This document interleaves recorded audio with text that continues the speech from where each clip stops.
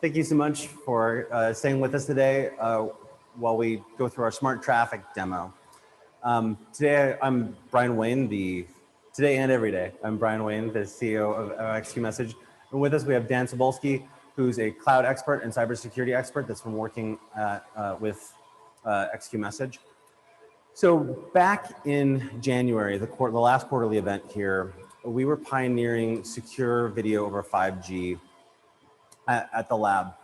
And we started thinking about the next step, in the next evolution in what we would do. Between the Indian 5G zone and XQ Message, we've been thinking about ubiquitous secure communications for some time. And so the next step seemed obvious, to add computer vision and edge compute with secure video to see what the implications for mobility would be. So part of our smart traffic overview, we know that connectivity will be the foundation for an increasingly intelligent mobility systems going forward. But what are the specific problems that we can solve with smart traffic, smart intersection, congestion, safety, health, tolling, autonomous? Right now, the US loses $87 billion to congestion. Through air pollution, it costs the US between $50 and $80 billion a year.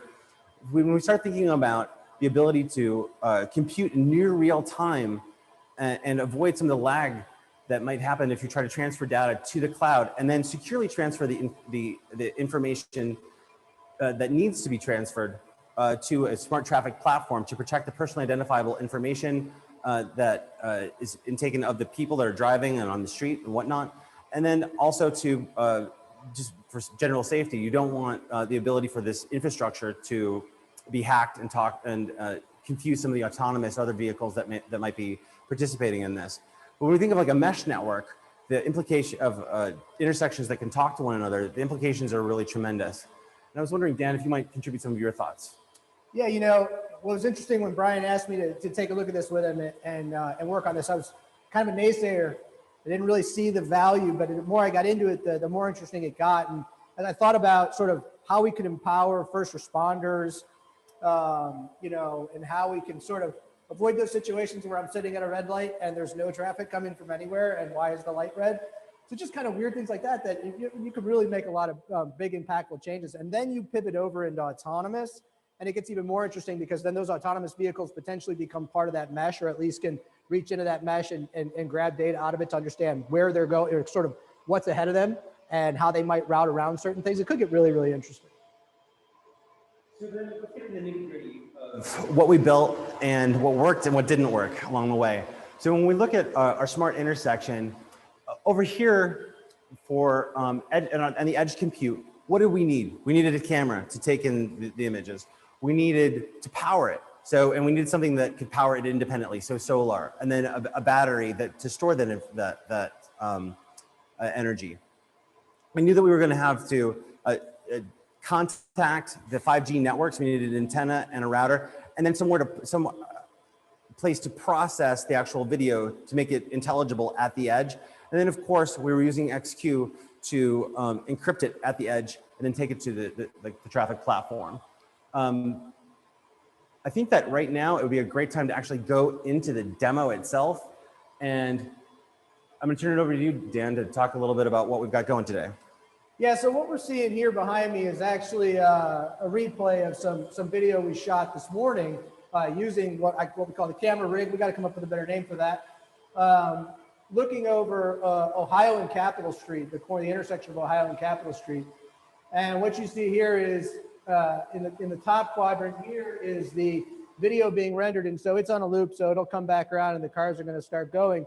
And what we have on the actual edge in this sort of device that we put together that we'll have some pictures of later is some computer vision software, some open source stuff, things like that you know, any of you can go out there and leverage, but that we've pieced together to start sort of put a base to this. Now there's a lot of places we could take this, but this was, you know, this is our start. So what we're doing is it playing still?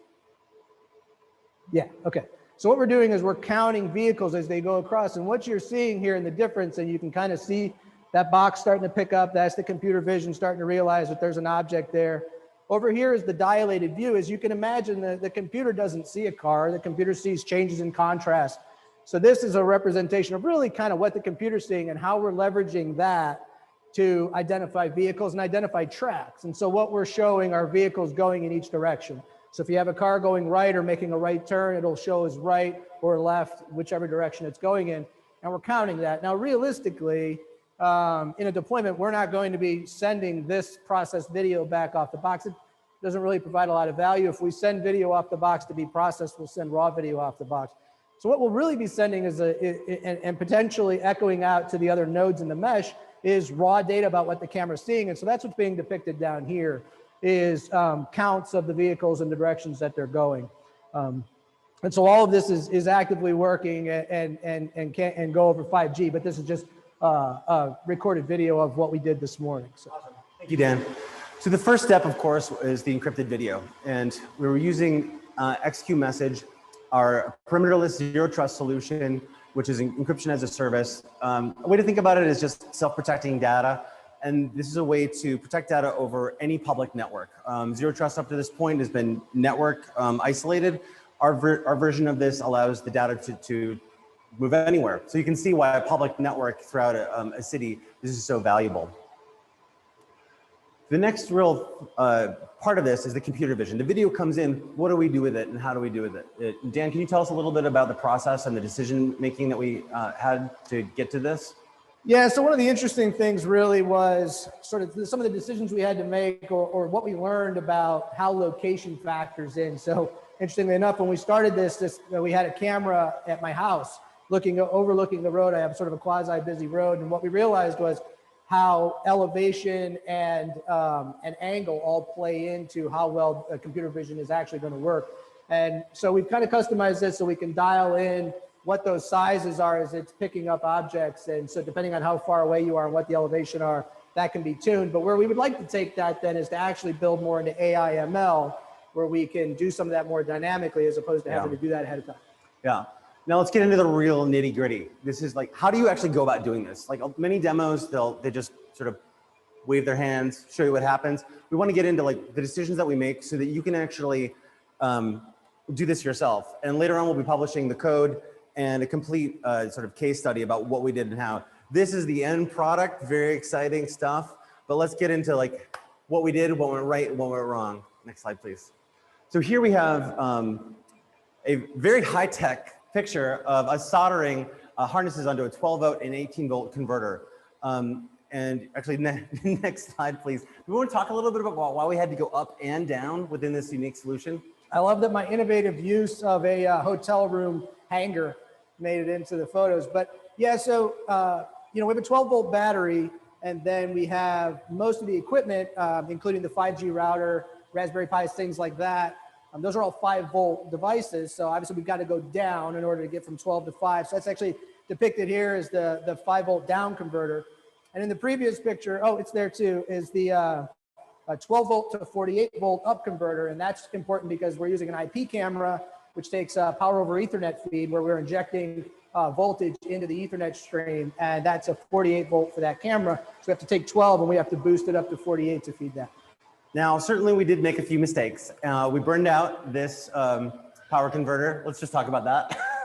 Yeah, that's one of those, don't entirely trust your specs, validate them again before you start plugging stuff in.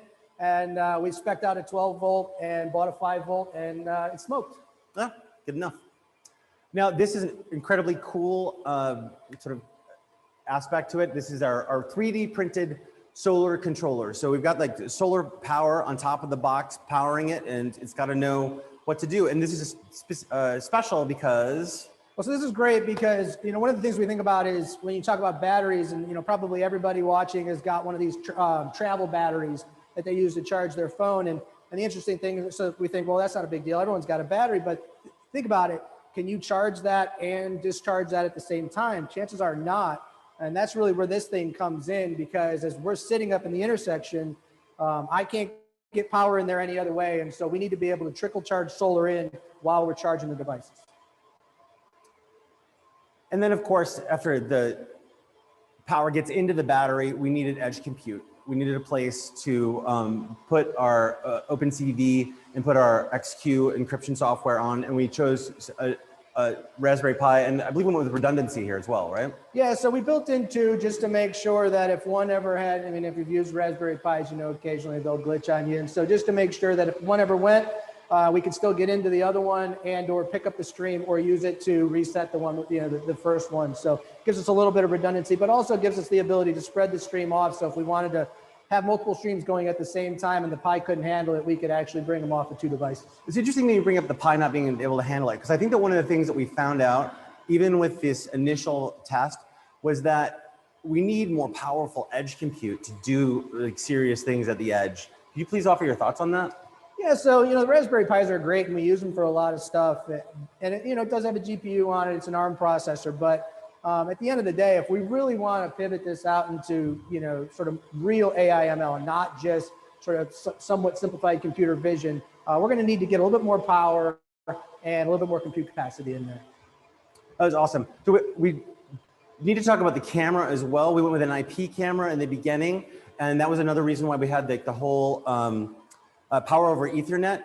Now that gave us some real trouble last night, and it was an interesting thing because like at home we were able to do some of the testing in the lab and some like off site, like in our own home offices and whatnot. We had power over Ethernet switch which could plug into 110 volt, but of course our box is on the top of a pole, so we don't have that. So we had a slightly different setup during testing, and we found out that there was a problem with the real-time streaming protocol when you combined the power over Ethernet device with the new switch. That's right. Yeah. Yeah. So the way we grabbed the video is we were using the RTSP stream coming off the IP camera. And interestingly enough, I mean, we still don't quite know why, though I'd like to dig into that after the demo is over. The RTSP stream didn't work despite every other feature of the camera working. And I think, and this might be a blog post for us at some point, right, is all the lessons learned, the things that we would do differently next time. And one of those things is not use an IP camera when the compute's right there anyway. Absolutely. So when we're testing the location, we had some really interesting observations today. It's raining here, right? Yesterday we're doing it 5G plus on the roof. Today, when we set up with our camera and the device and the rest of it, we find that there's a little bit of trouble with the upload speed, right? It was we couldn't connect to 5G plus. Yeah, we were getting 5G, 5GE, and that's kind of like a 4G maybe, right? And the issue is that we were getting about 20 to 30 megabits up and down, and when the video goes up that way, it's getting pixelated. And the issue with the computer vision is when the pixelation occurs, the computer vision can't really distinguish that from a car going across the screen, and so that created some challenges. Yeah. So we think about why we did this in Indiana. Well, Indiana's, in Indianapolis, Smart City Initiatives. There's a mobility zone here, right? And part of that is the EV bus line, the charging stations, the mobility corridor in general with that will pursue CV to X communications. So this was a first step that we would like to explore and expand with other partnerships going forward. And so this is right next to the Capitol. So just giving you an idea of like where we are exactly, and like right here, right next to it is an AT&T 5G millimeter wave antenna. So it's a perfect place to come experiment, and we want to continue to explore and iterate on our smart traffic solution going forward, not only in Indianapolis but in the rest of the state and hopefully nationwide. Did you have any closing comments or thoughts? You know, I just think, again, I was skeptical when we started this. And, my first thought was tolling and tickets and nobody wants that, right? But actually it's a really interesting thing. And as we dove in, as Brian and I chatted about the potential, value to first responders and things like that, I mean, it gets really, really interesting. So I'm looking forward to taking it to the next level. All right. Well, thank you so much. Thanks, Dan. Appreciate it. And back to you, Junaid. Great, thanks for that. So for those of you who are seeing this, one of the things that we really focus on in the Indiana 5G zone is not just PowerPoint. we actually, as a development team, actually go out and build these systems, put them out there, and do a lot of the frontline work to map technology to ideas to really help people. And as Dan kind of mentioned, for those of you know, Dan is a veteran. He's a totally honest person. Said he wasn't sure about this, but then saw the real value in helping law enforcement not get stuck at a red light. One of a dozen examples.